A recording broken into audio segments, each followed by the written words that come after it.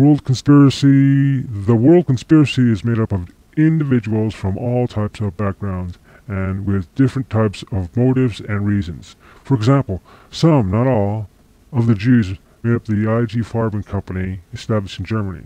Some of them, Rothschilds, went along with Hitler's war machine. Hitler, knowing that some were Jews, still used them even though some of the other followers complained. Some of Hitler's other followers complained.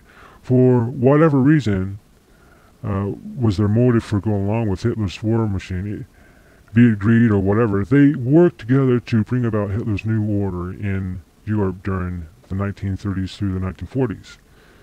This is just one case in point where different ones from different extreme backgrounds and extreme rival positions, political or religious rival positions, have joined forces to work towards building up different experimental orders that have come and gone, such as the old order or Hitler's new order, making way for the New World Order.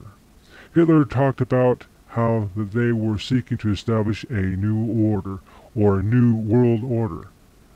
But also, so did Lenin in Russia.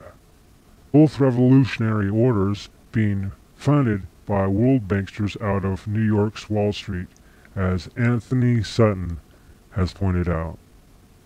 The point is that one world crisis after another are created by the one-worlders in order to have rivalries go to war against each other in managed conflicts created and or used by conspiratorial agents sent throughout the world to use the rivalries that already exist or to help create them. They do this so that the masses or the people can be rallied to red flag operations caused conflicts or red flag operations or wars that are started, or that they will rally to the cause of the rivalry situations that are already in existence, in which these conspirators and provocateurs thus throw gas on the fire to get the fire going more and to keep it going. And then they usually will take over the situation. Or to be rallied to false patriotism in fighting wars that were created in the first place to bring about the growth of or continuation of the military-industrial complex that President Eisenhower warned against during his farewell speech in 1961. War machines that are profitable for the elite and those that have the military contracts already in place and that reduce world population. That's the whole point of having these wars. Plus, so that the solutions to world problems can be drafted in world political arenas, such as the League of Nations during World War I, and later the United Nations after World War II, to then become the propaganda machine that the only solution to world problems and one crisis after another is a world government that will require world taxes to be able to finance solutions to the problems of one crisis after another. For example, the pollution crisis and so-called energy crisis of the 1970s was used, and is still being used, where instead of mass producing the electric car, solar energy panels, and other alternate forms of energy away from gas, oil, and nuclear energies as solutions to pollutions and energy crises caused by the one worlds who have their ties in with the oil giants, instead of going after and mass producing machines that don't run on oil and gas, like the electric car, the oil giants and one-worlders in these world corporations that buy up political powers and lobby in their behalf, then turn around and tell us that we need a solution to global warming and need the finances to deal with this crisis by having a carbon tax in place. They throw gas on the fire and then say that they have a way to put it out. That way is a one world government. That's what they tell you is going to be the solution to these crises, one crisis after another.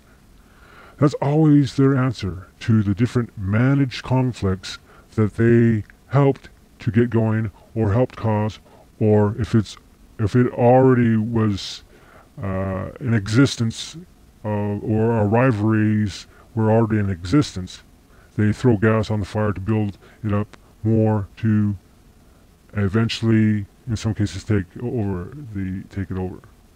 That's always their answer to the different managed conflicts that they help to get going,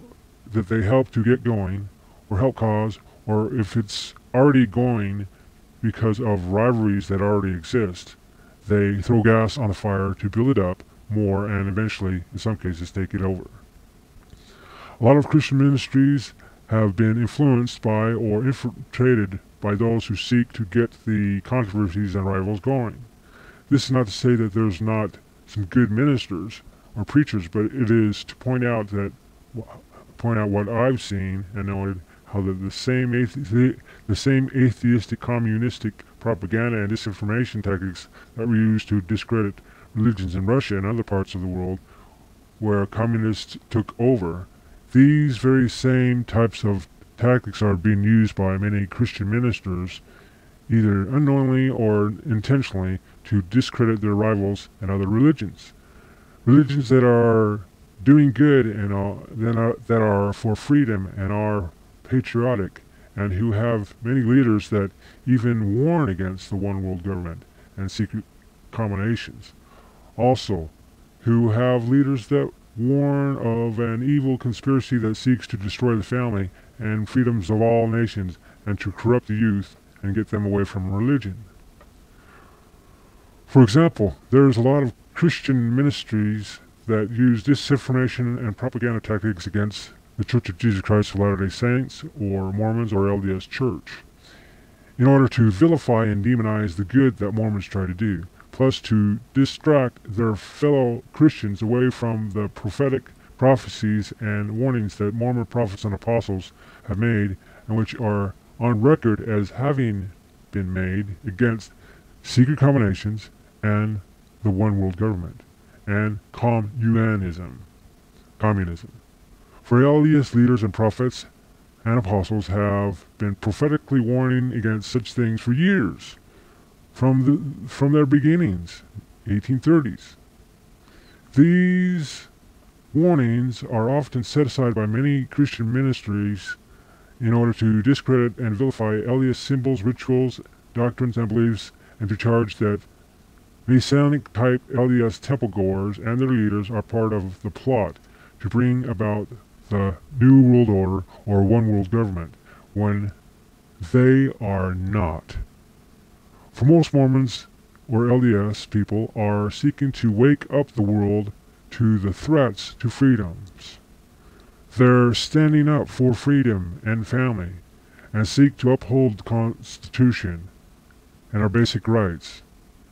And this is pointed out in numerous talks, scriptures, websites, YouTube documentaries that point out that they are for freedom, that the LDS people are for freedom, are for our national sovereignty, and that they do not want to see one world government come in place or New World Order come in place.